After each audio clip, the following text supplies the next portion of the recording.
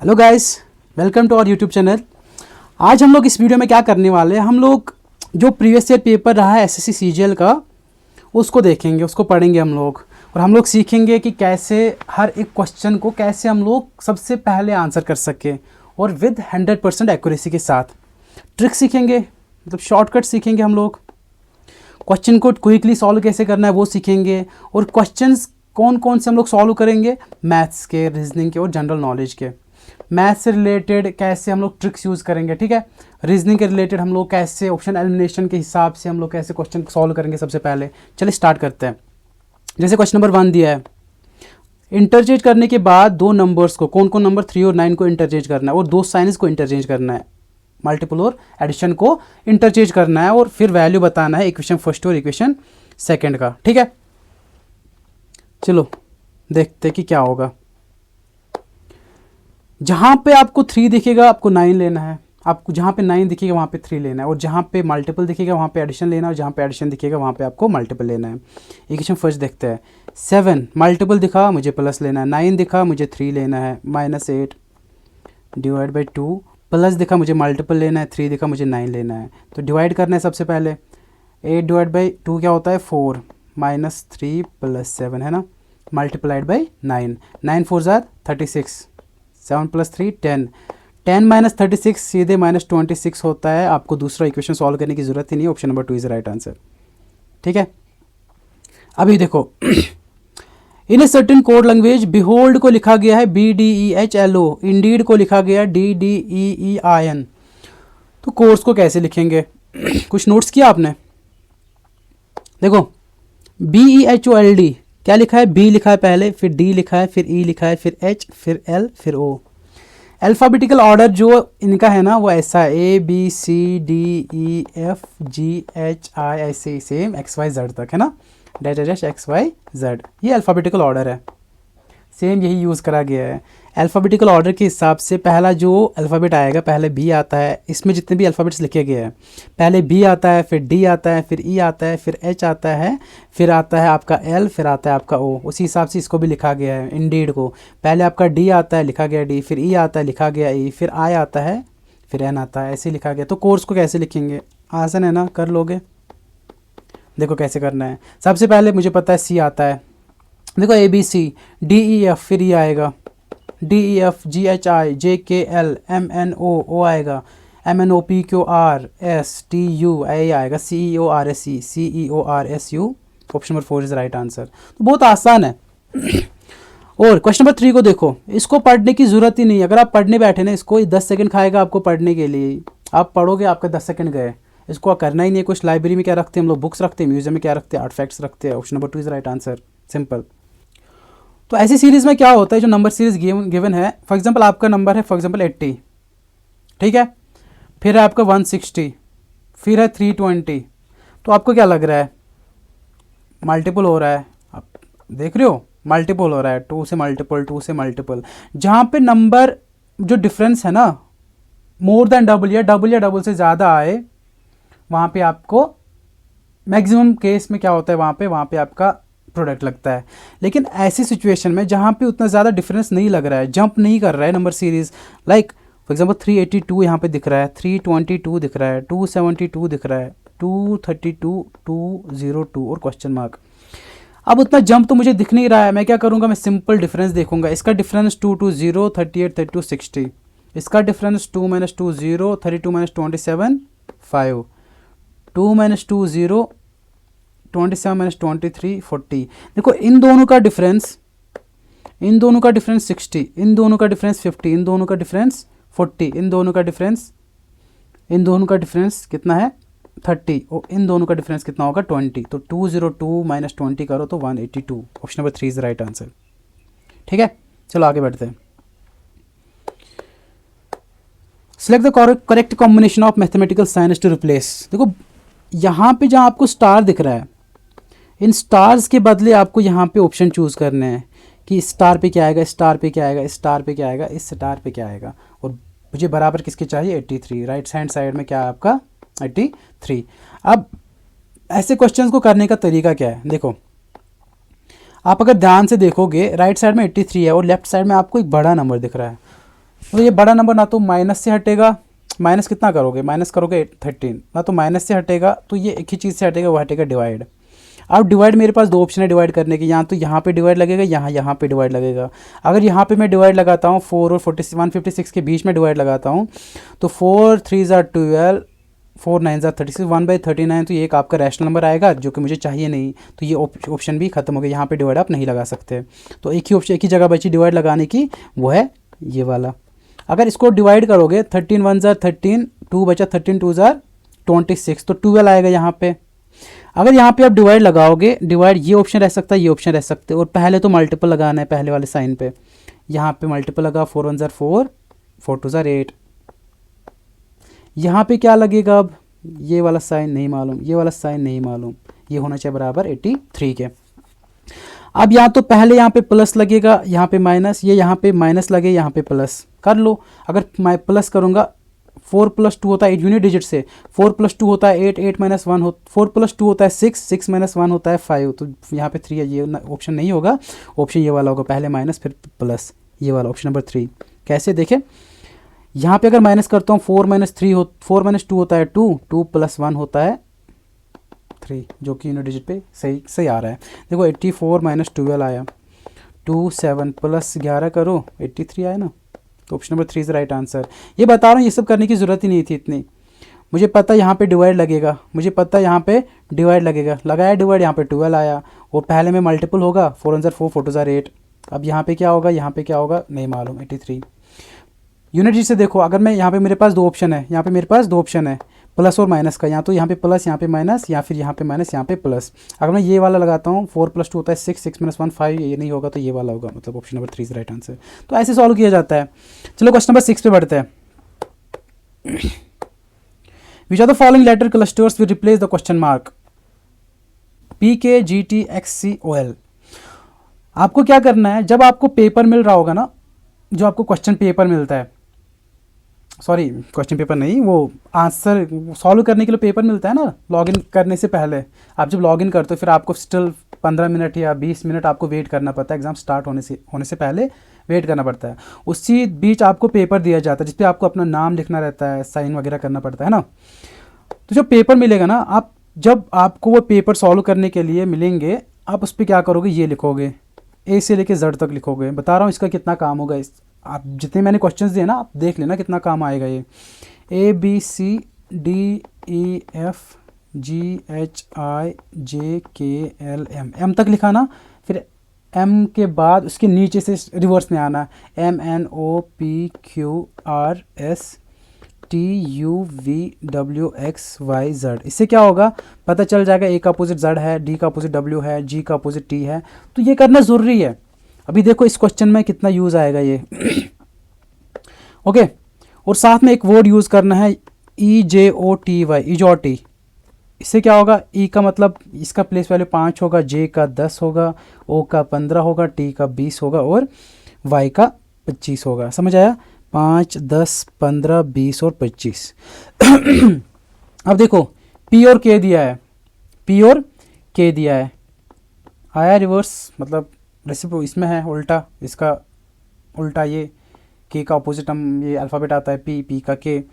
जी O T okay, ये भी opposite. X सी ये भी अपोजिट। ओ एल ये भी अपोजिट। अब देखना है कि इनमें से इस क्वेश्चन मार्क की जगह पे इनमें से कौन आएगा। जी टी भी अपोजिट, ओके। एच एस भी अपोजिट, मतलब ये तो लॉजिक नहीं लगने वाला। अब लॉजिक क्या लगने वाला, ये देखो पी के है, जी टी है, एक्स सी है, ओ एल है। इस टर्म को देखो और इस टर्म को देखो और पहले अल्फ़ाबेट को देखो। पी है, पी से जी तक, पी से जी तक बताओ कितने वर्ड्स अल्फ़ाबेट्स है, 1 2 3 4 5 6 7 8, 8 है। ओके, जी से लेके एक्स तक, जी से लेके एक्स तक, जी यहाँ पे है, एक्स यहाँ पे है। 1 2 3 4 5 6 7 8, 8 है। तो कुछ हिंट लग रहा है मुझे, नज़र आ रहा है, हाँ हिंट मिल रहा है मुझे। एक्स और ओ को देखो, एक्स को देखो और ओ को देखो, 1 2 3 4 5 6 7 8, मतलब 8 का डिफरेंस है। ओके, और जो यहाँ पे क्वेश्चन मार्क का जो भी वर्ड आएगा, जो भी टर्म आएगी, उसका जो पहला अल्फ़ाबेट होगा यहाँ पे, और उसके बीच में 8 का फ़र्क होगा, 8 अल्फ़ाबेट्स होंगे बीच में। देखो ओ यहाँ पे है, 1 2 3 4 5 6 7 8 एफ होगा, F and you. Option number 4 is right answer. देखिए कितना यूज़ आया है ये ए बी सी डी। लेकिन एक गलती मत करना, वहाँ पे जो मैंने ये गंद मचाई है ना, ये गंद नहीं मचाना, ये ऐसे ऐसे नहीं करना है। एक फिंगर इस पे रखना और दूसरे फिंगर से ढूंढना, ठीक है। तो ऐसा गंद मत करना, बल्कि बार बार लिखना पड़ेगा ये सब। चलो आगे बढ़ते हैं। Question number 7, select the set in which the numbers are related in the same way as. Okay, पढ़ने की ज़रूरत ही नहीं है। क्या बोला जा रहा है, ऐसे जब भी आपको नंबर्स मिलेंगे ना, उसमें क्या होता होगा, दो नंबर से तीसरा नंबर बन रहा है, या तो पहले और 13 और 14 से 1 बन रहा होगा, या फिर 3 और 1 से आपका 14 बन रहा होगा, या फिर 3 और 14 से आपका 1 बन रहा होगा, या फिर 1 और 14 से आपको 3 बन रहा होगा। समझ रहा है, ऐसा होता होगा। लेकिन जो लॉजिक इस नंबर पे, इस वाले नंबर पे फॉलो हो रहा होगा, वही लॉजिक इस पे भी। और आपको देखना है कि इनमें से ये लॉजिक किस पे फॉलो, ये पैटर्न किस ऑप्शन पे फॉलो हो रहा है, ठीक है। 3 + 1 करेंगे तो नहीं बनेगा, 3 को डबल करेंगे 3 2 6, और 1 को डबल करेंगे तब भी नहीं बनेगा। तो स्क्वायर का खेल है। देखो 3 स्क्वायर करेंगे 3 3 9, 1 स्क्वायर करेंगे 1, तो तब भी नहीं बनेगा। क्यूब देखो, क्यूब होगा तो जब आपको एक नंबर बड़ा मिल रहा है और दो छोटे हैं ना, तो वहाँ पे 99% टाइम्स क्या होता है, छोटे नंबर्स को मिला के बड़ा नंबर बनता है। वही हम लोग ट्राई कर रहे हैं यहाँ पे। 3 का क्यूब देखते हैं और 1 का क्यूब देखते हैं। 3 का क्यूब होता है 27, 1 का क्यूब होता है 1, 27 + 1 होता है 28, उसी का हाफ। इसका क्यूब प्लस इसका क्यूब डिवाइड बाई 2। ओके, 4 का क्यूब 64 + 2 का क्यूब 8, 64 + 8 72, 72 का आधा 36 आया। अब यही लॉजिक फॉलो होना चाहिए, यही लॉजिक फॉलो होना चाहिए। देखो 8 का क्यूब होता है 512, 2 का क्यूब होता है 8, 512 + 8 होता है 520, 520 डिवाइड बाई 2 होता है 260। ये तो नहीं आया, 12 आया। लेकिन हम लोग को इसी हिसाब से ये ऑप्शन तो मिल गया ना। देखो 8 का क्यूब प्लस 2 का क्यूब डिवाइड बाई 2 करेंगे तो वो मिला मुझे 260। तो option number 4 is right answer. तो एग्जामिनर ऐसे ये सेट करता है ना कि आपको अगर एक पॉइंट आप आगे बढ़े सही मेथड की तरफ, तो आप ले पाओगे, सबसे पहले ले पाओगे उस क्वेश्चन को, ठीक है। क्वेश्चन नंबर 8, अब सेम उसी टाइप का क्वेश्चन है ये। 60 स्टार स्टार स्टार स्टार, लेकिन लास्ट का जो स्टार है उसमें इक्वलिटी, मतलब इक्वलिटी साइन दिया, मतलब ये इक्वलिटी है 60, उस टाइम था इक्वलिटी 83, है ना। अब यहाँ पे क्या कर सकते हैं हम लोग देखो यहाँ पे प्लस प्लस प्लस है, मल्टीपल मल्टीपल मल्टीपल, यहाँ पे अब तुक्का खेलना है आपको। अगर मैं यहाँ पे मल्टीपल करता हूँ, 4 4 16, 4 2 8, 96 आया। मैंने मल्टीपल खेला यहाँ पे। अगर मल्टीपल खेला तो यहाँ पे मुझे अब इसको कम करना है, मुझे 60 तक लाना है, तो यहाँ पे डिवाइड होना ज़रूरी है। डिवाइड बाई 2 करूँगा तो 48 आएगा, 48 और 12, फिर यहाँ पे प्लस आएगा, 60 आया। तो पहला ही ऑप्शन मेरा आया। कैसे सोचा मैंने, देखो मुझे 60 के बराबर लाना है, ठीक है। 60 के बराबर लाने के लिए देखो मैंने तुक्का लिया, मैंने मल्टीपल लिया, ठीक है। आप प्लस भी ले सकते हो, मैंने तुक्का खेला। अब जब मैंने मल्टीपल लिया, यहाँ पे आया 4 4 16, 4 2 8 9, 96 आया। लेकिन मुझे चाहिए क्या, 60 चाहिए। तो मुझे जो इन दोनों का प्रोडक्ट आया 96। अब यहाँ पे 12 है और यहाँ पे 2 है, यहाँ पे भी स्टार है और यहाँ पे भी स्टार है। अब मैंने सोचा क्या 96 है, मुझे चाहिए 60, तो मुझे ये तो डिवाइड करना पड़ेगा। अब यहाँ पे डिवाइड लगाऊंगा, यहाँ पे तो डिवाइड कहीं है नहीं, ठीक है। डिवाइड तो यहाँ पे लगाना पड़ेगा मुझे। जब डिवाइड लगाया तो वो आया 48, मैंने देखा इधर 12 है, 48 + 12 होता है 60। तो वो आपको देखो पहला ही साइन है, मल्टीपल है लिया था, फिर डिवाइड लिया, फिर यहाँ पे प्लस लिया। तो option number 1 is right answer. Okay, अब देखो यहाँ पे फिर से लगा वो लॉजिक फिर से लगेगा। लिखो अब ABCDEFGHIJKLMNOPQRSTUVWXY और Z। अब देखो ऑड वन आउट ढूंढना है हम लोगों को, ऑड वन आउट ढूंढना है। H G और F देखो रिवर्स में आ रहे हैं, वापस आ रहे हैं, एक अल्फ़ाबेट। H से पहले आता है G, G से पहले आता है F। क्यू और फिर पी, एक एक अल्फ़ाबेट नीचे आ रहे हैं, यू वी डब्ल्यू, लेकिन इसमें आगे गए हम लोग, +1 हाँ, एल के जे इसमें 1 1 आगे आगे, तो ऑड क्या निकला, ऑड ये जो तीसरा ऑप्शन है ये निकला। सब में हम लोग ने एक एक स्टेप पीछे गए, -1 किया, -1 किया, इसमें -1 किया, लेकिन इसमें क्या हो गया, U+1 V+1 W है ना, तो ये ऑप्शन आपका ऑड है, तो ये इस क्वेश्चन का आंसर होगा। Question number 10, select the option. Okay, phone से क्या करते, बातें करते, टीवी से क्या करते, देखते हैं वेव। आप बोलोगे चैनल आएगा टेलीविज़न का, बिल्कुल नहीं। फ़ोन पे भी तो हम लोग देख सकते हैं, फिर फ़ोन पे भी बात करते हैं। ओके, फ़ोन से हम लोग रीड भी करते हैं, तो ऐसा नहीं देखना है। मेन जो फ़ोन का जो काम था ना पहले, अब टेलीफोन ले लो, टेलीफोन का मेन काम था बात करना और टेलीविज़न का काम था देखना, wave. Option number 2 is the right answer. Okay, all cards are boxes, syllogisms के बेस्ड क्वेश्चन है, इंपॉर्टेंट है, देखो। All cards are boxes. Okay, all का कंसेप्ट, मतलब इस क्वेश्चन को सॉल्व करने के लिए ऑल का जो कंसेप्ट वो क्लियर होना चाहिए। अगर मैं लिखता हूँ ऑल ए आर बी, इसको बनाने का तरीका जो वेन डायग्राम पे वो ऐसे रहता है, ऑल ए आर बी, ठीक है, मतलब पूरा का पूरा एक इसमें आता है बी में, लेकिन इसका ये मतलब नहीं है ऑल बी आर ए, इसका ये मतलब नहीं, हरगिज़ नहीं है। अगर मैं लिख रहा हूँ सम बी आर ए तब सही है, लेकिन अगर मैं ये स्टेटमेंट है कि ऑल ए आर बी पूरा का पूरा ए बी है, तो इसका ये मतलब नहीं है, रिवर्स इसका ट्रू नहीं है, ऑल बी आर ए ये गलत है, समझ आया, ये याद रखना। चलो अब इस क्वेश्चन को हम लोग देखते हैं। All cards are boxes, all cards are boxes, all cards are boxes, ठीक है। Okay, all boxes are torches, all boxes are torches, ठीक है। All boxes are torches and all torches are shoes.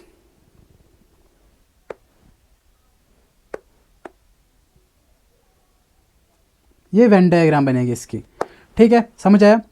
बोला गया ऑल कार्ड्स आर बॉक्सेस, लिखा मैंने, सारे के सारे कार्ड्स बॉक्सेस है, सारे के सारे बॉक्सेस टॉर्चेस है, ठीक है, सारे के सारे टॉर्चेस शूज़ है। कंक्लूजन बोल रहा है, आपको देखना है कि स्टेटमेंट कंक्लूजन को फॉलो करता है कि नहीं। ऑल शूज़ आर टॉर्चेस, सारा का सारा शूज़ टॉर्च है, मैंने बोला था सारा का सारा ए अगर बी है तो इसका ये मतलब नहीं कि सारा का सारा बी ए है, तो ये गलत होगा। टॉर्च शू में है लेकिन शू टॉर्च में नहीं है, सारा का सारा टॉर्च शूज़ है, सारा का सारा टॉर्च क्या है, शूज़ है, लेकिन सारा का सारा शूज़ टॉर्च नहीं है, गलत है। ऑल टॉर्चेस आर बॉक्सेस, सारा का सारा टॉर्चेस बॉक्सेस है, गलत। ऑल बॉक्सेस आर कार्ड्स, सारा का सारा बॉक्सेस कार्ड्स है, गलत। ऑल कार्ड्स आर शूज़, सारा का सारा कार्ड्स बॉक्सेस है, सारा का सारा बॉक्सेस टॉर्च है, सारा का सारा टॉर्च शूज़ है। सिंपली हम लोग कह सकते सारा का सारा कार्ड शूज़ है, ये कहना सही होगा, बिल्कुल सही होगा। तो ओनली कंक्लूजन 4 फॉलोअर्स, मतलब option number 1 is the right answer. तो ये सिलोजिज्म का कंसेप्ट है, ठीक है। आई होप पसंद आ रहा होगा आपको। In a certain code language fructus is coded as FRUCTUS 108, sprinter is code as 119, how will masculine will be code in that language. Okay, फिर से वही कंसेप्ट आपने लिखा होगा, ABCDEF GHIJKLMNOPQRSTUVWXYZ। और साथ में मैंने ये भी बोला था कि इसको 5 लिख दो, इसको 10 लिख दो, इसको EJOO को 15 लिख दो, T को 20 लिख दो और Y को 25 लिख दो। अब फ्रैक्टस FRUCTUS, ठीक है। F का वैल्यू कितना, 6 है ना। ओके, R का वैल्यू कितना, R का ये है 15, 16, 17, 18 है ना, 18। ओके, U का कितना है, U कहाँ पे, U का है 21। ओके, C का कितना है, C का है 3, T का कितना है 20, U का कितना है 21, S का कितना है, S का है 19। अब देखो 9 + 1 10, 10 + 3 13, 13 + 1 14, 14 + 6 20, 20 + 8 28 आ रहा है। 2 + 1 3 + 2 5, 5 + 2 7, 7 + 1 8, 8 + 2 10, 108। मतलब जो अल्फ़ाबेटिकल जो जहाँ पे इनका प्लेस वैल्यू जो है, जिस नंबर पे वो अल्फ़ाबेट आता है, सिंपली उसका प्लेस वैल्यू को ऐड करते जाना है, हम लोग को आंसर मिल जाएगा। तो मैस्कुलिन MASCULINE, मैस्कुलिन का क्या होगा, मैस्कुलिन का देखो आप क्या होगा,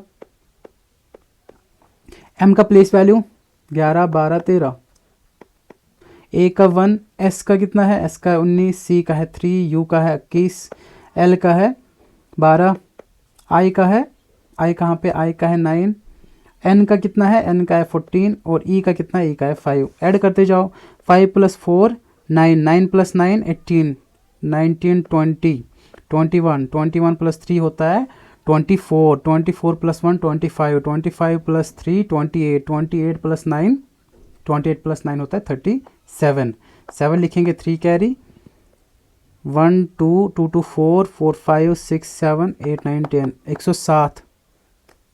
ओके सॉरी गलत हो रहा है, कभी 107 तो ऑप्शन नहीं है। 1 2 3 4 5 6 7 8 9, 97 इज राइट ऑप्शन। आपको जब पहला वर्ड मिला ना यूनिट डिजिट का 7, आप तब भी आंसर कर सकते थे, 97 आंसर होगा इसका। तो ये सारा तो लिखा होगा, ये सारा तो पहले ही लिखा होगा आपने, ठीक है। आपको पता चल गया कि ये हमेशा मतलब मैक्सिमम टाइम ना इनका प्लेस वैल्यू, प्रीलिम्स का पेपर है तो उतना टफ तो डालेगा नहीं, मेंस में आपको टाइम मिलेगा और मेंस में आप सोच भी सकते हैं। प्रीलिम्स में आपको एग्जामिनर को पता रहता है कि इनके पास टाइम कम रहता है, वो उतना वो है कोडेड में नहीं डालेगा, सिंपली 108 मिला, इनका जो प्लेस वैल्यू उनको ऐड करते जाओ 108 मिलेगा, सिंपली आप मैस्कुलिन पे यही लॉजिक अप्लाई करते हैं ना, आपको आंसर मिल जाता 97, ठीक है। चलो आगे बढ़ते हैं। ओके स्टेटमेंट बेस्ड, हाँ फिर से syllogism, all W are S, सारा का सारा डब्ल्यू क्या है, एस है, all W are S, okay. No W, no D is W, sorry no D is W. देखो ये मतलब बहुत सारे रिलेशन रहते हैं, अगर मैं लिख रहा हूँ कि नो डी इज डब्ल्यू मतलब कोई भी डी डब्ल्यू नहीं होगा, मतलब डी और डब्ल्यू कभी साथ नहीं होंगे, तो इसका मतलब है डब्ल्यू भी कभी डी नहीं होगा, समझ आया। अब सम एस आर डब्ल्यू, सम एस आर डब्ल्यू, ये तो उधर से ही बोला गया था कि सारा का सारा मैंने बोला था पहले, अगर मैं लिख रहा हूँ ऑल ए आर बी, इसका मतलब ये नहीं है कि सारा का सारा बी बी ए है, ऑल बी आर ए कहना गलत होगा। लेकिन अगर मैं लिखूंगा सम बी आर ए, वो तो दिख रहा है बी का कुछ पार्ट जो ए, मतलब बी का कुछ पार्ट जो ए है, सिंपली वो तो है ना ए, कुछ बी तो ए है, बिल्कुल है, क्योंकि ए का वो पार्ट जो बी में कवर्ड है वो तो ऑलरेडी बी में है ही ना, ठीक है। क्या बोल रहा है कंक्लूजन, सम एस आर डब्ल्यू, बिल्कुल ये तो सही दिख ही रहा है हम लोगों को, एस का कुछ पार्ट जो डब्ल्यू है बिल्कुल है, ऑल एस आर डब्ल्यू, सारे का सारा एस डब्ल्यू है, गलत। No W is D, no W is D बिल्कुल सही, मतलब ऑप्शन नंबर कंक्लूजन 1 और कंक्लूजन 3, कंक्लूजन 1 और कंक्लूजन 3 फॉलो करता है, मतलब option number 2 is right answer, ठीक है। अब ये देखो फिर से लिखते जाओ, लिखा होगा आपको पता चल रहा होगा कितना इंपॉर्टेंट है ये, A B C D E F G H I J K L M N O P Q R S T U V W X Y और जेड। सिंपली क्या करना, ये लिख के रखना है आपको, okay. N N N N तो पहले भी एन होगा तो एन तो है ही, ओके। अब एम है, फिर एम है, अच्छा पहले ये देखो तो N M R Q, N यहाँ पे, एम यहाँ पे, आर यहाँ पे, क्यू यहाँ पे। दूसरा क्या है, एन डी जेड, दूसरा क्या है एन डी जेड जी, मतलब कुछ लॉजिक नहीं बन रहा है, कुछ लॉजिक नहीं बन रहा है, हम लोग को वही देखना है वो जो मैंने पहले बोला था। यहाँ पे एन है, एन पी एन, यहाँ पे भी एन, यहाँ पे भी एन, तो सिंपल लग ही रहा था। देखो इस टर्म में भी, इस टर्म में भी, इस टर्म में भी, इस टर्म में भी, और इधर जो आंसर है सब में एन पहले है, मतलब इन टर्म का आपस में रिलेशन है, एक टर्म के जो आपस में एन एम आर हो, ये रिलेशन इनके बीच में नहीं है, रिलेशन किनके बीच में, टर्म्स के बीच में रिलेशन है, ठीक है। चलो क्या करना है, एन एन तो सेम है, यहाँ पे एम है, फिर यहाँ पे क्या है डी है, एम है और डी है, 1 2 3 4 5 6 7 8, मतलब +9 किया, मतलब 8 बीच में है यहाँ पे, हाँ 8 बीच में, या फिर +9 बोलो, +9 पे आता है ये। डी और यहाँ पे यू है, डी और यहाँ पे यू है, एम और डी, एम और डी -9 है, सॉरी -9 करने पे डी आता है। डी और यू, डी और यू 1 2 3 4 5 6 7 8 9, -9 पे आता है यू, -9 पे। यू और एल यहाँ पे है 1 2 3 4 5 6 7 8 9 -9 पे आता है। तो एल के बाद जो यहाँ पे एन तो आएगा, एल के बाद जो होगा वो -9 पे आएगा, एल के बाद जो होगा -9 पे आएगा। 1 2 3 4 5 6 7 8 9 सी आएगा, C N C X C is the right answer, option number 2 होगा। ठीक है, ऐसे क्वेश्चन सॉल्व करते रहना है। ओके, यहाँ पर रिलेशन ढूंढा गया है। 19 का रिलेशन है इसके साथ, 25 का रिलेशन है इसके साथ, तो 9 का रिलेशन किसके साथ होगा? देखो 19 और 3 2 4, 3 2 4 आपको लग रहा है क्या 18 का स्क्वायर है? 25 ये 24 का स्क्वायर है। 9 मतलब इससे पहला जो होगा 8 का स्क्वायर होगा, मतलब 64 होगा। Option number 2 is right answer. समझ आया? 19 के साथ उसका जो मतलब उससे जस्ट एक नंबर कम वो है 18, उसका स्क्वायर लिया गया है। 25 के मतलब उसका जो एक नंबर कम वो है 24, उसका स्क्वायर लिया गया है। 9 का जो एक नंबर कम होगा वो होगा 8, उसका स्क्वायर लिया गया 64। समझ आया? Question number 16, after arranging the given words according to dictionary order, वही अल्फ़ाबेटिकल ऑर्डर। अच्छा, which word will come at 5th position?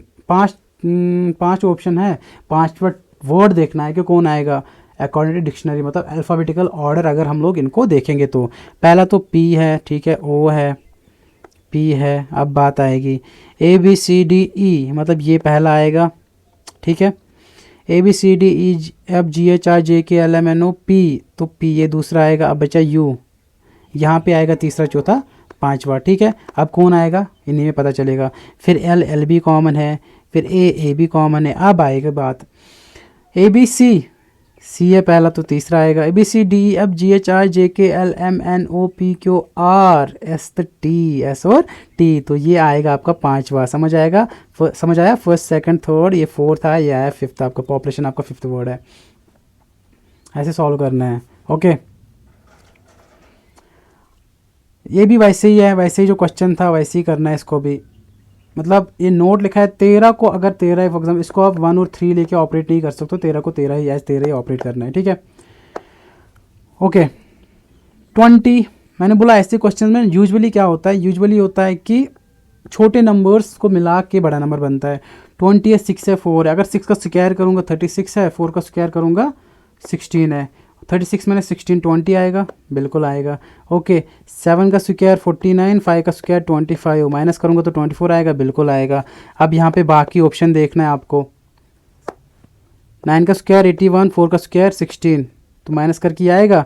11 में 6 5, 7 में 1 6 65, तो ऑप्शन नंबर 1 ही तो आया, बाकी तो होगा ही नहीं। 5 × 25 माइनस 2 × 4, 21 आएगा। मैं कर क्यों रहा हूँ, वो तो आ ही गया। ऑप्शन नंबर 1 तो राइट आंसर है हमारा। ओके, यहाँ पे देखो ट्रिक क्या सीखोगे आप। ये कोडेड ब्लड रिलेशन है, कोडेड ब्लड रिलेशन। ये है आप हम सारे जो प्रेजेंट जनरेशन है, ठीक है। प्रेजेंट जनरेशन मतलब मैं लिखता हूँ बॉय, बॉय लिखना गलत होगा, मैन लिखता हूँ, ठीक है, मैन लिखता हूँ, ठीक है। इसका कोई फादर होगा, मदर भी होगी, इसकी कोई बहन होगी, सिस्टर होगी, बिल्कुल। इसकी वाइफ भी होगी, इसका भाई भी होगा, ब्रदर। अब शादी की है तो बच्चा भी होगा, सन होगा, डॉटर होगा। सन होगा तो उसकी वाइफ भी होगी, डॉटर होगा तो उसका हस्बैंड भी होगा, हस्बैंड, ठीक है। अब देखो जो हमारी जनरेशन है उसको मैं 0 से कंसिडर करता हूँ। क्या करता हूँ? डिनोट 0 से। अगर नीचे वाली जनरेशन तक जाता हूँ मैं -1 करूँगा, अगर ऊपर वाली जनरेशन तक जाता हूँ +1 करूँगा, ठीक है। फादर, मदर, अंकल, आंट, मतलब जो उनके भाई उनके बहन जो भी होंगे वो अपर जनरेशन में आएंगी। उन तक जाने के लिए मुझे क्या करना पड़ेगा? +1 करूँगा, ठीक है, मतलब एक जनरेशन ऊपर। ओके, अब जो हमारे बच्चे होंगे उनके हस्बैंड, अगर बच्चे लड़की है तो उसका हस्बैंड, अगर लड़का है तो उसकी वाइफ, ठीक है। भाई बहन जो होंगे हमारी नीचे वाली जनरेशन, वहाँ तक जाने के लिए हम लोग क्या करेंगे? -1 करेंगे। इससे क्या होगा बता रहा हूँ, आसान होगा। यहाँ पे फॉर एग्जांपल लिखा है A%B, क्या लिखा है? A%B। इसका मतलब है A है फादर B का, मुझे इसको डिकोड करने की ज़रूरत नहीं, मुझे पता है A है फादर B का, ए ऊपर आएगा, बी नीचे आएगा। ए है फादर बी का, तो मतलब +1 आएगा। तो जो ए है ना, ए कहाँ पे आएगा, ऊपर आएगा। प्रेजेंट जनरेशन है, ऊपर जाएंगे तो +1 आएगा। सिंपल, ये सब लिखने की ज़रूरत नहीं, मैं क्या लिखूंगा, +1 आएगा। ठीक है। और यहाँ पे क्या आएगा, हस्बैंड आएगा, तो मैंने बोला इसका सेम जनरेशन में। डॉटर आएगा, देखो अब A is daughter of B, daughter नीचे आएगा ना, A is daughter of B, मैं -1 लिखूंगा। डॉटर है, मुझे पता है नीचे आएगा। कौन नीचे है आएगा, जो पहला वाला है, क्योंकि ए डॉटर है बी की, ए नीचे आएगी, तो मैं -1 लिखूंगा। आया, ए डॉटर है बी की। तो सेम देखो इसका यूज़ कैसे, एप्लीकेशन कैसे है क्वेश्चन में, ये देखो। अब मुझे क्या करना है, ये दिया है कि ए हैज बी का मतलब है ये, दिस का मतलब दिस का मतलब दिस, ये पढ़ने की जरूरत नहीं। How is B related to E, B, how is B related to E, B का क्या रिलेशन है ई के साथ, बी का क्या रिलेशन है ई के साथ। सिंपल सी बात है। देखो अब इस वाले को तो भूल ही जाओ, मुझे बी और ई के बीच में रिलेशन ढूंढना है, वही पकड़ते हैं हम लोग। बी एंड का सॉरी, बी एंड का मतलब है हस्बैंड, मतलब सेम जनरेशन। ओके। हैश का मतलब सिस्टर, मतलब सेम जनरेशन, बिल्कुल। ये इसका हस्बैंड, ये इसकी sister. Okay. At the rate का मतलब डॉटर, मतलब -1 मतलब कहीं नीचे आएगी जनरेशन, नीचे वाले मैंने तो अपने से नीचे जाएंगे तो -1 आएगा, अपने से ऊपर जाएंगे तो +1 आएगा। मतलब नीचे वाले में क्या आता है, सन इन लॉ भी आता है और सन इन भी आता है ना। अब सन है कि सन इन लॉ है, देखो बी क्या है, बी क्या है, बी इसका क्या है, एंड का मतलब क्या है, बी क्या है, इसका हस्बैंड है। जब हस्बैंड का कंसेप्ट है, ये बी सी का हस्बैंड है, और सी किसका है, सी क्या है, सी है सिस्टर डी की, सी है सिस्टर डी की, और डी है किसका, ई का, ई की डॉटर है, डी क्या है, ई की डॉटर है, डी है ए की डॉटर। ठीक है। तो ये ई की क्या लगेगी, बी है इसका क्या है, सन इन लॉ। सिंपल सी बात है ना। ये देखो, इतना तो करने की ज़रूरत ही नहीं थी। जब हम लोगों को पता चला कि यहाँ से लेके यहाँ तक सिर्फ मुझे -1 आता है, मतलब -1 का रिलेशन, मतलब डाउनवर्ड जा रहा हूँ मैं, यहाँ तो सन आएगा, सन इन लॉ आएगा। लेकिन यहाँ पे हस्बैंड वाइफ का जहाँ पे कंसेप्ट आया, तब मैंने ले लिया सीधे सन इन लॉ ऑप्शन, ये होगा आपका correct answer.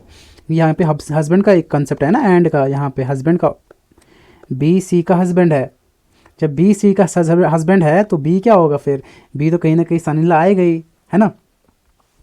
Question number 19, if A into B means A है बाई बी का, और ए माइनस बी का मतलब ए है सिस्टर बी की, ए प्लस बी का मतलब ए है फादर बी का, तो इनमें से P is paternal aunt of R, ये कौन साबित करेगा। अब देखो, पैटर्नल ऑन्ट का मतलब है पापा की साइड से आपकी आंटी, या तो जो पापा होगा आपका फादर जो होगा उसकी बहन, उसकी सिस्टर, फूफा जिसको बोलते हैं, हाँ, या पापा का जो भाई होगा ब्रदर, उसकी वाइफ आंटी जिसको बोलते हैं। यहाँ पे चाची फूफा ये सब यूज़ नहीं किया जाता है, यहाँ से सीधे यूज़ किया जाता है पैटर्नल आंट। वैसे ही मदर होगी, मदर की जो बहन होगी जिसको खाला बोलती है, मासी बोलते हैं, सिस्टर, या फिर वो आपकी आंट रहेगी मैटरनल आंट, या फिर उसका भाई जो रहता है ब्रदर, आपका मामू, उसकी वाइफ आपकी मामी, वो भी आपकी मैटरनल आंट हुई। तो यहाँ पे आंट का मतलब ये, अब आंट है तो फीमेल होगी, जाहिर सी बात है।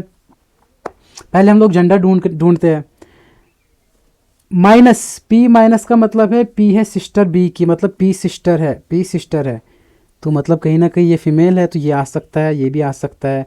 मल्टीपल का मतलब ब्रदर है, पी मेल है, ख़त्म। ए प्लस बी का मतलब ए फादर है, ये भी ख़त्म, कि ये मेल आएगा, ये भी ख़त्म। ठीक है। ऑप्शन नंबर 2 ही बच्चे हमारे पास, 1 और 2। ठीक है। अब आगे क्या करना है, आगे सोचना है मुझे। पी माइनस क्यू मतलब पी का है, पी माइनस क्यू है, P is sister of B, P is sister of Q. Okay. Q multiplied by R, Q cross R का मतलब है क्यू है बाई आर का, ठीक है। तो ये तो आया ही नहीं, जेंडर ही नहीं आया। इसको भी आप वैसे सॉल्व कर सकते हो। 8 आया, मतलब ये दोनों ऑप्शन तो होंगे, अब कैसे होंगे, अब हम लोग वही +1 और -1 का कंसेप्ट लगाएंगे। ठीक है। माइनस है तो माइनस का मतलब क्या है, माइनस का मतलब sister, same generation. Okay. Into का मतलब, क्रॉस का मतलब ब्रदर, मतलब सेम जनरेशन। ओके। प्लस का मतलब क्या है, प्लस का मतलब है फादर ऑफ बी मतलब +1। ओके। आपको पता है आप यहाँ पे हो, आपको 8 तक जाने के लिए, आप 8 तो आपके फादर की जनरेशन की होगी, मतलब +1 ही ऑप्शन है, तो यही इधर ही जाएंगे हम लोग, यही ऑप्शन सही होगा। देखते हैं। पी माइनस क्यू का मतलब क्या है, पी सिस्टर है क्योंकि क्यू प्लस आर, क्यू क्या है, क्यू है फादर किसका, क्यू है फादर आर का, आ गया ना, ये इसकी बहन है, पी आर की क्यू की बहन है, और आर क्यू की क्या है, जो भी है, आर क्यू की डॉटर है कि सन है, मतलब बेटा या बेटी है, लेकिन आर का क्या लगेगा, पी लगे इसकी पैटर्नल, पापा की साइड से, पापा की बहन मतलब पैटर्नल आंट लगेगी, ठीक है। तो वैसे कोडेड ब्लड रिलेशन को सॉल्व करने का तरीका वैसे भी सॉल्व किया हम लोगों ने, कैसे यही दो ऑप्शन रहेंगे, क्योंकि ये तो मेल आए, फादर आ रहा है, ये ब्रदर आ रहा है, ये दोनों तो कट हो गए, यहाँ पे ज़ीरो होगा, ज़ीरो है क्योंकि सिस्टर मतलब सेम जनरेशन, और क्यू मल्टीप्लाइड बाय आर का मतलब है ब्रदर, ये भी सेम जनरेशन, ये तो ऑप्शन ही कट होगा क्योंकि पैटर्नल 8 है, एक जनरेशन ऊपर जाएगा, तो यहाँ पे क्यू प्लस पी आ रहा है, क्यू फादर है मतलब +1 आ रहा है, तो एक जनरेशन ऊपर है, तो ऑप्शन नंबर 2 हमारा सही आंसर होगा, ठीक है।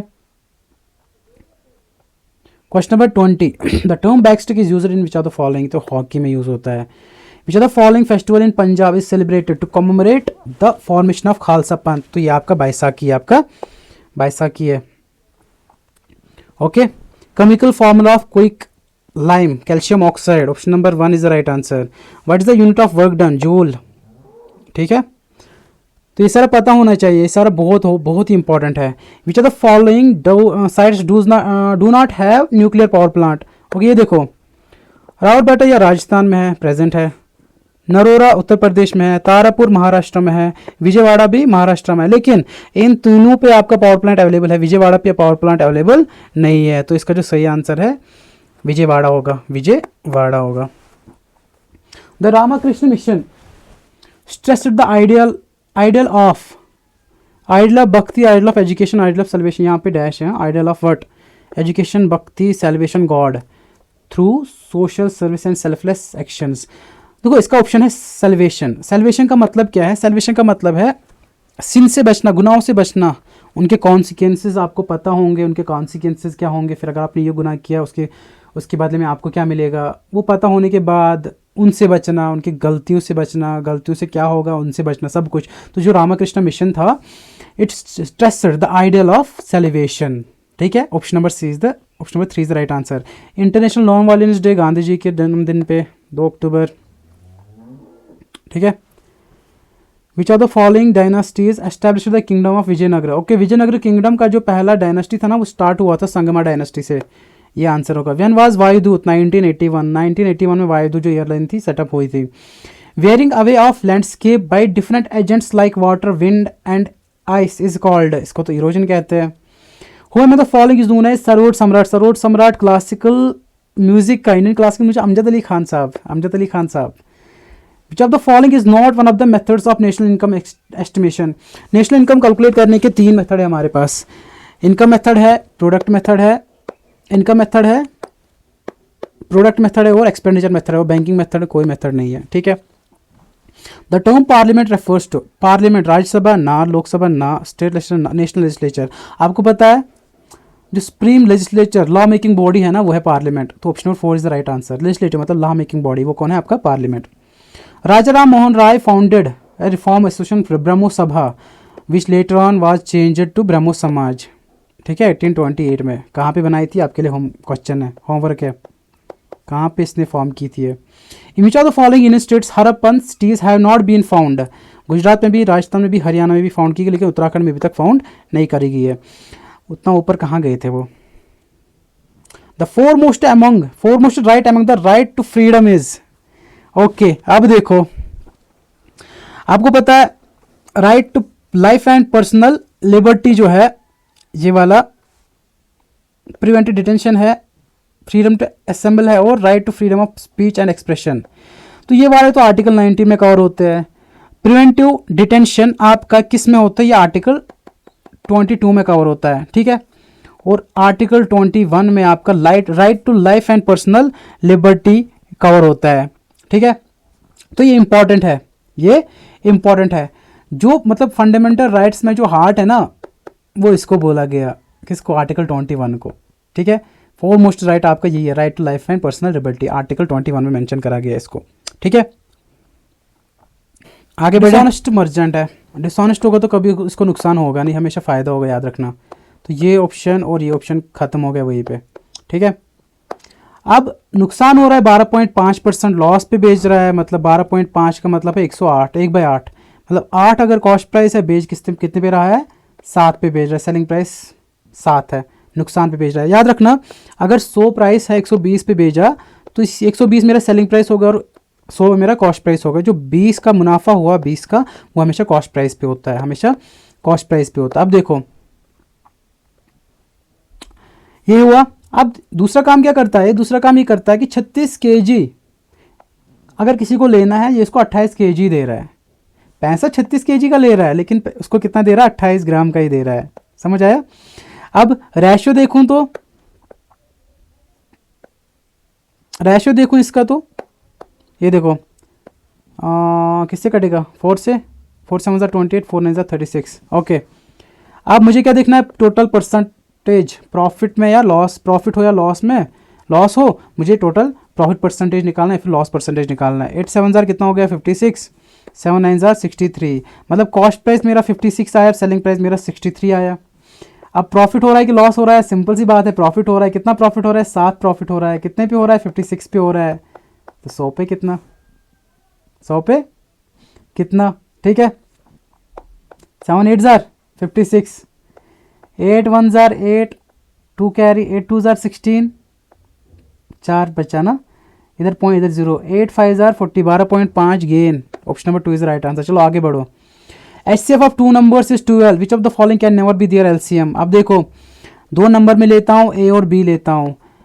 फॉर्मूला है कि LCM of 2 numbers A and B into HCF of 2 numbers, HCF of 2 numbers A into B, A और B का HCF वो होता है बराबर इन दोनों नंबर्स का प्रोडक्ट।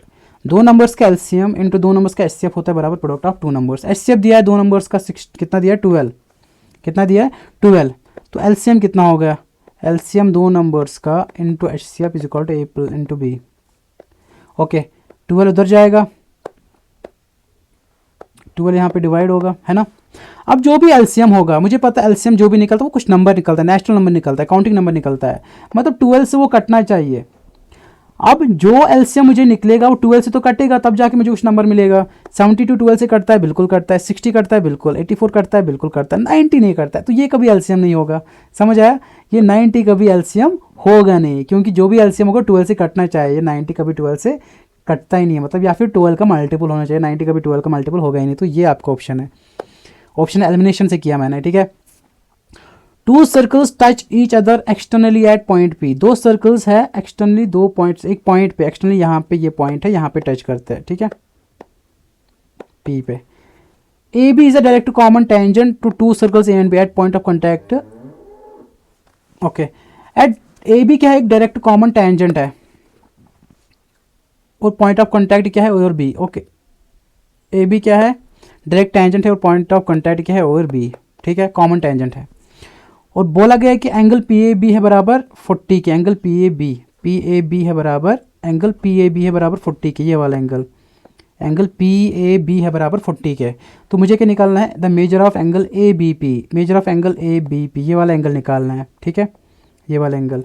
तो थ्योरम क्या कहती है, थ्योरम ये कहती है कि अगर 2 सर्कल है, अगर 2 सर्कल है वो मीट कर रहे एक्सटर्नली किसी पॉइंट पे, और उनके बीच में एक कॉमन टेंजेंट है, जो कॉमन टेंजेंट है ना, ये इस कॉमन पॉइंट ऑफ इंटरसेक्शन जो है यहाँ पे P वाला पॉइंट, ये यहाँ पे जो एंगल बनाएगा वो बनाएगा 90। अगर ये 90 बन गया, ये 40 है, 9 + 4 होता है 130, टोटल एक ट्रायंगल का जो सम होता है वो 180 होता है। तो 2 का तो 180 हो गया, जो बचा रिमेनिंग होगा वो उसका कितना होगा, 50। Option number 3 is the right answer. चलो, द मीन प्रोपोर्शन ऑफ 169 है 144। मीन प्रोपोर्शन क्या करता है हम लोग, देखो 169 मीन प्रोपोर्शन निकालना है इन दोनों का। मीन प्रोपोर्शन का सिंपल सा फॉर्मूला है √ऑफ जो नंबर गिवन है उनका प्रोडक्ट, ठीक है। 13 स्क्वायर इंटू 12 स्क्वायर, तो इसका इसके साथ, इसका इसके साथ कट गया, 13 into 12, 12 3 36, 12 1 12 3 15, 156 is the right answer, option number 1। अब इतना करने की जरूरत ही नहीं है, आपको पता है कि फॉर्मूला मुझे लास्ट में स्क्वायर रूट के साथ तो कटेगा ही। मुझे क्या करूँगा, 13 को सीधे 12 के साथ मल्टीपल करूँगा, क्योंकि स्क्वायर जो है रूट के साथ कट जाएगा। 12 3 36, 12 1 12, 12 3 15, 156 आपका आंसर रहेगा। Okay, the length and breadth of a rectangle are increased by 8% and 5% respectively. Length है आपका, ब्रेड्थ भी है, ठीक है। लेंथ आपका पहला है 8 डिग्री से 8% से बढ़ रहा है, और 5% से बढ़ रहा है ब्रेडथ, ठीक है। अगर लेंथ आपको पहले 100 है, ओरिजिनल में 100 ही मानता हूँ, 8% बढ़ गया, +8 हो गया, ठीक है, तो 108 हो गया। अब अगर ब्रेडथ पहले 100 थी, अब 5% बढ़ गई, इसका 5% 100 का होता है 5, मतलब 105 हो गया ब्रेडथ। ओके, अब मुझे क्या बोलना है कि पहले के केस में जो ओरिजिनल लेंथ था और ओरिजिनल ब्रेडथ था, उस टाइम जो एरिया था, अभी के केस में जो ब्रेडथ है, सॉरी अभी के जब लेंथ इंक्रीज होगी 108 तक और ब्रेडथ इंक्रीज हो गई 105 तक, उस टाइम पे जो एरिया निकलेगा, फिर उन दो एरियाज का आपका क्या निकालना है, percentage, by how much percentage will the area of rectangle increased. Okay, तो ओरिजिनल एरिया निकालता हूँ। एरिया जब इनका जो लेंथ था वो ओरिजिनल था, तो एरिया कितना होगा, बराबर लेंथ इंटू ब्रेडथ, रेक्टेंगल का लेंथ इंटू ब्रेडथ 10,000 होगा। ओके, अब जब इंक्रीज हो गया, इंक्रीज होकर जो लेंथ ये बनी और ब्रेडथ ये बनी, इस टाइम क्या एरिया होगा, एरिया इस टाइम क्या होगा, 108 मल्टीप्लाइड बाई 105। अब इसको करेंगे कैसे, 108 मल्टीप्लाइड बाई 100 प्लस 5, ये हो गया 108 00 प्लस 5 8 जार 40 500 4 5 जार 5, मतलब 108,540 ऐड करता हूँ सीधा, 0 4 8 5 हो गया 13, एक कैरी 11340। ओरिजिनल था 10,000, अब जब लेंथ भी और ब्रेडथ भी इंक्रीज हो गया तब एरिया मिला मुझे 11340। अब मुझे परसेंटेज कितना बढ़ गया है, 1340 बढ़ गया है, किस पे बढ़ गया है, 10,000 पे बढ़ गया, मतलब ओरिजिनल जो बढ़ गया इस पे बढ़ गया, इतना इंक्रीज हो गया, किस पे इंक्रीज होगा, ओरिजिनल जो एरिया उस पे इंक्रीज हो गया। परसेंटेज निकालना तो 100 से मल्टीपल करूंगा, 1340, इतना करने की जरूरत नहीं है, 1340 ये आपका आंसर रहेगा, ठीक है। 2500 when invested for 8 years at a given rate of simple interest per year amounted to 3725 on maturity. What was the rate of simple interest that was paid per annum? Okay, simple सा question है, आपको पता है। मैं principal डाल देता हूँ bank में, फॉर एग्जांपल कुछ अमाउंट डाला मैंने कुछ परसेंटेज पे, फिर वो जो परसेंटेज मिलेगा मुझे, जब कुछ प्रिंसिपल है 2000, परसेंटेज सिंपल इंटरेस्ट मिला मुझे 100, तो मेरा जो अमाउंट होगा, अमाउंट वो कितना मिलेगा मुझे, अमाउंट मेरे पास होगा 2100, फिर है ना, मतलब प्रिंसिपल प्लस सिंपल इंटरेस्ट होता है एड अप टू अमाउंट, है ना। अगर 2000 मेरा प्रिंसिपल है, 100 मेरा इंटरेस्ट मिला, टोटल जो अमाउंट मेरे पास होगा अभी वो होगा 2100, है ना। यही जो रूल लगेगा इस पर। देखो क्या होगा, अमाउंट मेरा बन गया 3725 और प्रिंसिपल था 2500, यही मैंने 8 साल तक इन्वेस्ट किया, कितने रेट पे, 8% पे, वही मुझे रेट निकालना है, ठीक है। मुझे पता है अमाउंट किसके बराबर होता है, principal plus simple interest. Okay, simple interest की फॉर्मूला क्या होगी, अमाउंट माइनस प्रिंसिपल, है ना। अमाउंट कितना है 3725 माइनस प्रिंसिपल कितना है 2500, 5 में 0 5 आएगा, 2 में 0 2 आएगा, 37 में 25 आएगा, 7 5 हो गया 12, 1225 आएगा। ये आएगा सिंपल इंटरेस्ट, क्या आया, सिंपल इंटरेस्ट आया 1225, ठीक है, सिंपल इंटरेस्ट आ गया 1225। अब मुझे पता है सिंपल इंटरेस्ट की फॉर्मूला भी मुझे पता है, P into R into T divide by 100, मतलब P कितना है, प्रिंसिपल कितना है 2500, इंटू आर कितना है नहीं मालूम, R बाई 100, इंटू टाइम कितना 8। ये है सिंपल इंटरेस्ट की फॉर्मूला, है ना। लेकिन सिंपल इंटरेस्ट तो मुझे पता है 1225 निकला, उस हिसाब से simple interest is equal to amount minus principal, 1225 निकला। ये 20 कट, 8 5 जार 40, 8 2 जार 16, 16 प्लस 4 होता है 200, मतलब 200 टाइम्स आर होता है 1225, आर निकलेगा 1225 डिवाइड बाई 200, 20 यहाँ पे डेट लगेगा, 2 6 जार 12, 2 6.12 समथिंग, 6.12 समथिंग, ये 125 आएगा। Option number 2 is the right answer. इतना करने की जरूरत ही नहीं है, हाँ, इतना सब कुछ सोचने का। अब ये क्वेश्चन देखो आप, the batting average for 27 innings of A cricket player is 47 runs, his heist score in an innings exceeds his lowest score by 157 runs. If these two innings are excluded, the average score of the remaining 25 innings is 42 runs. Find his heist score in an innings. बोला जा रहा है कि एक batsman है, 27 inning में उसने जो स्कोर किया है, 27 इनिंग का जो उसका स्कोर है उसका एवरेज है 47, और 25 इनिंग का जो स्कोर है एवरेज वो है 42 रन्स, हर मैच में 42 रन्स एवरेज का ये मतलब है, ठीक है। अब बोले जो ये 2 इनिंग्स बची बीच में, इन 2 इनिंग्स में फर्स्ट इनिंग और सेकंड इनिंग, बोला जा रहा है एक मानता हूँ मैं यहाँ पे लोएस्ट स्कोर किया है, एक मैं मानता हूँ हाईएस्ट स्कोर किया है। लेट अस कंसीडर कि जो लोएस्ट स्कोर किया ना वो x रन्स थे, कितने x रन्स। बोला जा रहा है जो हाईएस्ट स्कोर इसने किया ना वही निकालना है। जो हाईएस्ट स्कोर इसने किया ना वो जितने भी रन्स इसने लोएस्ट इनिंग में खेले हैं ना, मतलब लोएस्ट जो स्कोर इसका रहा है वो x रहा है, उससे 157 रन ज़्यादा इसका हाईएस्ट स्कोर रहा है, ये बोल रहा है क्वेश्चन। अब लॉजिक क्या लगेगा इसमें, मुझे पता है कि एवरेज की फॉर्मूला क्या रहती है। एवरेज की फॉर्मूला रहती है सम डिवाइड बाय टोटल नंबर, ठीक है। 27 इनिंग है, मतलब नंबर दिया है मुझे 27 इनिंग्स खेली है इसने, तो एवरेज भी दिया है, ठीक है। तो सम जो होता है बराबर average into total number, okay. जो इसने सम करा होगा, जो इसके टोटल रन्स होंगे 27 इनिंग में, वो होगा 27 मल्टीप्लाइड बाय 47, और जो सम होगा 25 इनिंग का, जो रन्स हो गए 25 इनिंग का सम, ये कितने 27 इनिंग का सम, ओके। 25 इनिंग का जो सम होगा वो होगा इसका 25 मल्टीप्लाइड बाय 42। करो पहले इसको कैलकुलेट। 25 दूने होता है 50, 5 कैरी, 25 4 100, 105, ठीक है। 105 रन्स। अब 27 इंटू 47 करो, 7 से 49, 7 2 14, 18, ओके। 4 7 28, 4 2 8, 9 10, 9 आएगा 8 8 16, 1 कैरी, 9 आएगा 8 8 16, यहाँ पे रुको, यहाँ पे करते हैं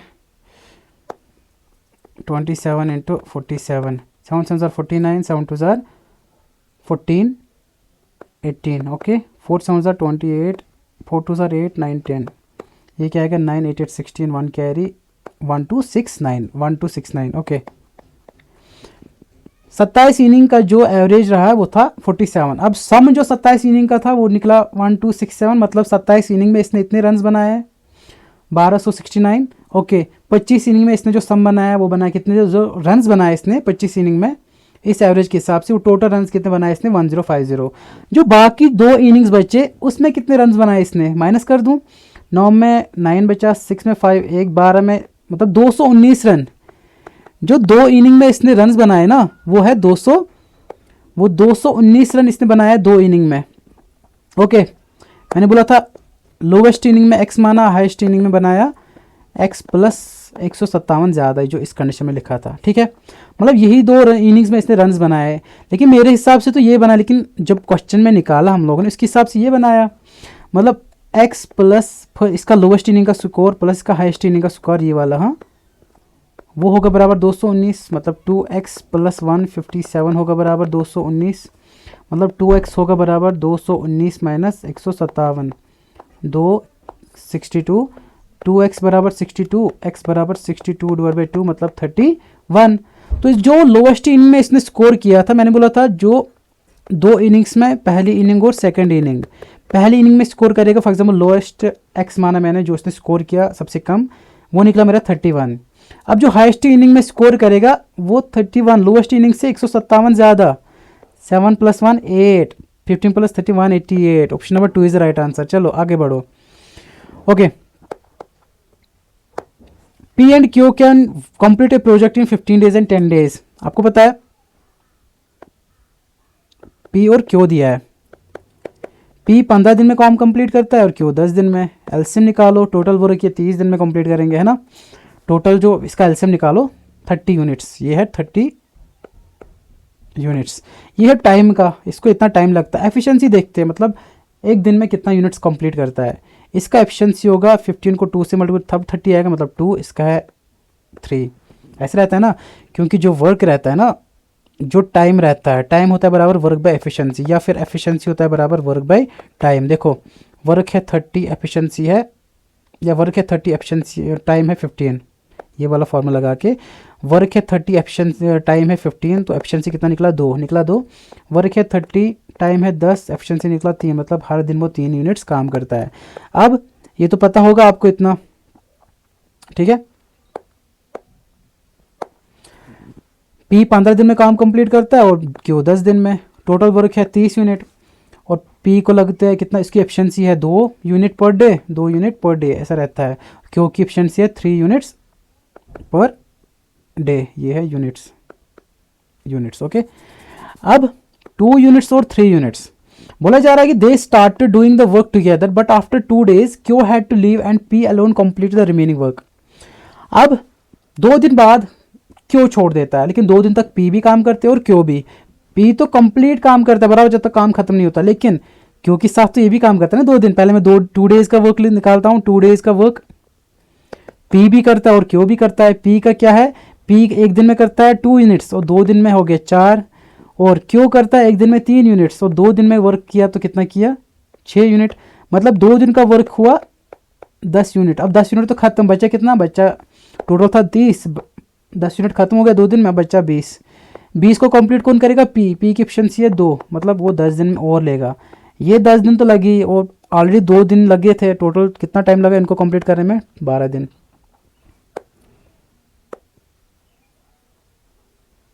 अब देखो इन्हें right angle triangle, okay P Q are एक राइट एंगल ट्रायंगल है, ठीक है, राइट एंगल राइट क्यू, यहाँ पे 90 डिग्री बन रहा है। Okay, the length of the side P R, P Q और आर, पी आर है 17, क्यू आर है 8 और length side P Q is 15। If angle R P Q ये वाला एंगल है alpha, then sine alpha plus cos alpha कितना निकलेगा। आपको पता है एक ट्रिक के हिसाब से साइन का वैल्यू होता है सम पीपल हैव, मतलब परपेंडिकुलर बाय हाइपोटेन्यूज। कॉस का वैल्यू होता है curly black hair, base by hypotenuse. Tan का मतलब होता है to present beauty, perpendicular by base. मुझे साइन ऑफ अल्फा निकालना है। ये एंगल कंसिडर कर रहा हूँ, ये एंगल कंसिडर कर रहा हूँ, तो ये परपेंडिकुलर होगा, ये बेस होगा, ये तो हाइपोटेन्यूज है ही, ठीक है। साइन अल्फा सम पीपल है परपेंडिकुलर बाय हाइपोटेन्यूज, परपेंडिकुलर है ये 8, हाइपोटेन्यूज है 17, plus cos alpha curly black hair 15, base by hypotenuse 15/17, 15/17 हो गया 23/17। Option number B is the right answer, option number 2, ठीक है। अब ये जो क्वेश्चन नंबर 46, इसमें टाइम लगता है लेकिन मुझे समझाना पड़ रहा है इसलिए टाइम लग रहा है, वरना टाइम नहीं लगेगा आपको। सर्कमफ्रेंस 2 रेडियस का दिया है, सर्कमफ्रेंस 1 सर्कमफ्रेंस 2, 2 सर्कल्स का सर्कमफ्रेंस दिया है, इसका है 198, इसका है 352। मतलब क्या होगा, मतलब यह है कि 2πr1 का वैल्यू है 198, 2πr2 का वैल्यू है 352, है ना। बोला जा रहा है कि ये जो दो सर्कल्स है ना, एक का सर्कमफ्रेंस है 198 और दूसरे का है 352। डिफरेंस बिटवीन दियर रेडियस, मैं रेडियस का वैल्यू निकालता हूँ पहले। रेडियस का वैल्यू होगा 198 डिवाइड बाई 2 पाई, इधर भी रेडियस 2 का वैल्यू होगा 352 डिवाइड बाई 2 पाई, ठीक है। इतना समझ आया। अब क्या करूँगा मैं, मुझे रेडियस का डिफरेंस निकालना है। मैं रेडियस का डिफरेंस निकालता हूँ 2 पाई माइनस 198 डिवाइड बाई 2 पाई, ठीक है। 2 पाई मैं नीचे रखता हूँ, 2 पाई तो नीचे है ही, 2 पाई ओके। 352 माइनस 198, 12 में 8, 4, 14 में 9, 5, 2 में 1, 154 divide by 2 pi, 154 divide by 2 पाई। अब देखो 2 का वैल्यू कितना है, पाई का वैल्यू कितना रहता है 154 डिवाइड बाई 2 इंटू 22, ये 7 नीचे आएगा वो ऊपर आएगा। 11 2 जार 11 1 जार 11, 4 बचा, 11 4 जार 44, 2 7 जार 7 7 जार 49 डिवाइड बाई नीचे 2, 49 डिवाइड बाई 2, 2 2 जार 4, 2 4 जार 24 point something, option 24.5, option number 4 is right answer. चलो अब देखो, ये radius of a circle is 10 centimetre, angle made by chord A B at the centre of the circle is 60 degree, what is the length of chord. Okay, एक circle ले लेते हैं,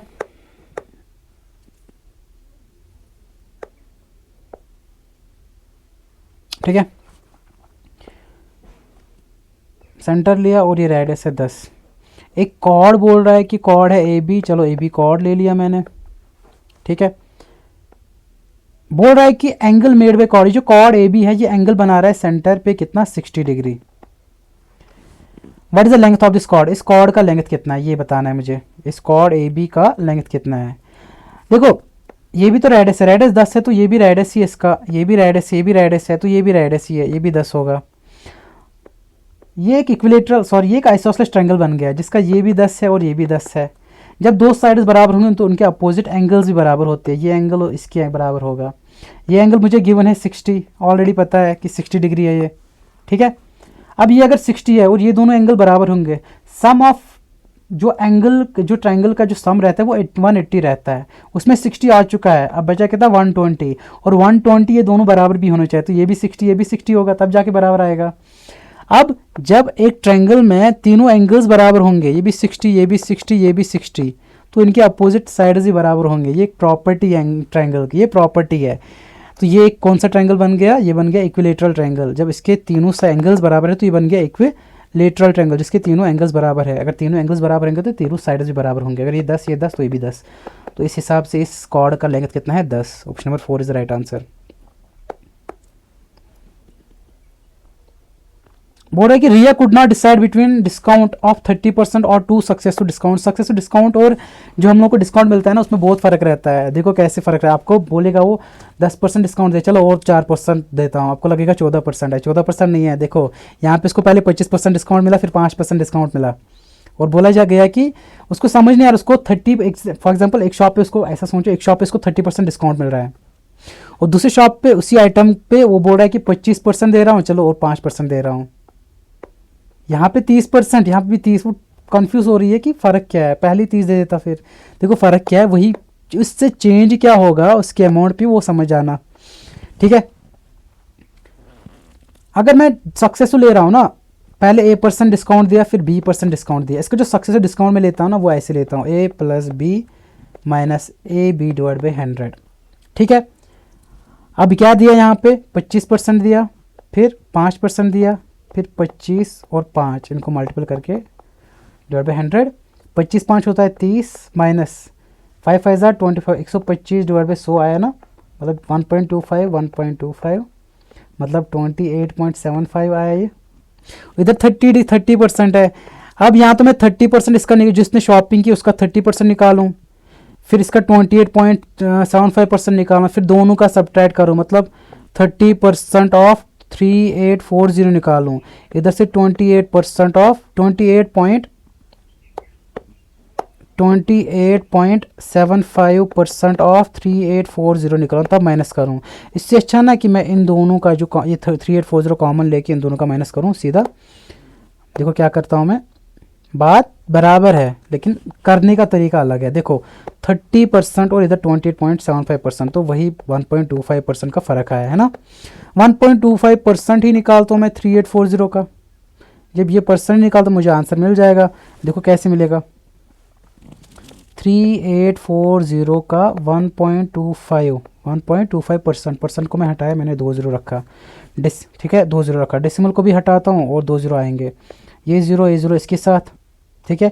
25 5000 मतलब 25 × 5 होता है 125, 25 × 4 होता है 100 और 0 40, ठीक है। 5 8 जार 40, 8 4 जार 32, 6 आया 8 8 जार 64, 48 आपका answer, option number 2 is right answer. तो ठीक है, यहाँ पे हम लोगों के क्वेश्चन सारे कंप्लीट हो गए हैं। उम्मीद है कि आपको पसंद आ गया होगा। अगर आपको फॉर एग्जाम्पल सिलॉजिज्म से रिलेटेड कॉन्सेप्ट है, ब्लड रिलेशन से रिलेटेड कॉन्सेप्ट, ये मैथ्स में कोई टॉपिक है जिसके बारे में आपको जानना है, पढ़ना है, तो प्लीज़ आप कमेंट सेक्शन में बता दें, मैं उसके रिगार्डिंग ये सेपरेट वीडियो बना देता हूँ, ठीक है। चलिए मिलते हैं नेक्स्ट वीडियो में, बाय।